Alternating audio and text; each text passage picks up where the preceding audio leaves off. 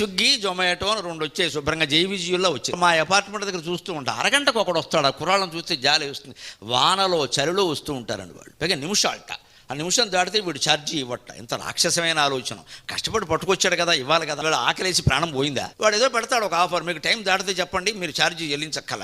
వాడు ఆ ఛార్జీ చెల్లించకపోవడం ఎంత అన్యాయం అండి. అవతల వాడు ఏమైపోతాడండి ఆ కుర్రాడు? వాడి గురించి వాడు మన అబ్బాయి కదా, మన తమ్ముడు కదా, మనం ఆలోచించద్దా అని వీడు ఇక్కడ నొక్కేసి టైం దాటిపోయింది అనేస్తాడు. వీడికో 50 రూపాయలు 100 రూపాయలు 200 మిగిలిందనే తప్ప వాడు బతుకు ఏమైందండి? వాడు మనిషే కదా. వాడు ఇంతలా మూట మోసుకొని వచ్చాడే వెనకాల పెట్టుకుని.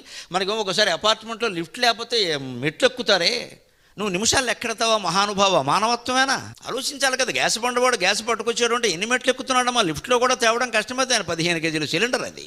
వాడికి 20 రూపాయలు ఇవ్వాల్సి వచ్చేసరికి ఇదొక్కటి ఎక్కువైపోయింది. 1000 రూపాయల కంటే 20 రూపాయలు ఎక్కువ, ఇంకో 20 వేసి ఇవ్వాలి. అనుమానం ఏం లేదు. ఇక్కడ వాడు కష్టపడ్డాడు. ఆ శ్రమజీవులను ఆ మాత్రం ఆదుకోకపోతే ఎలాగండి?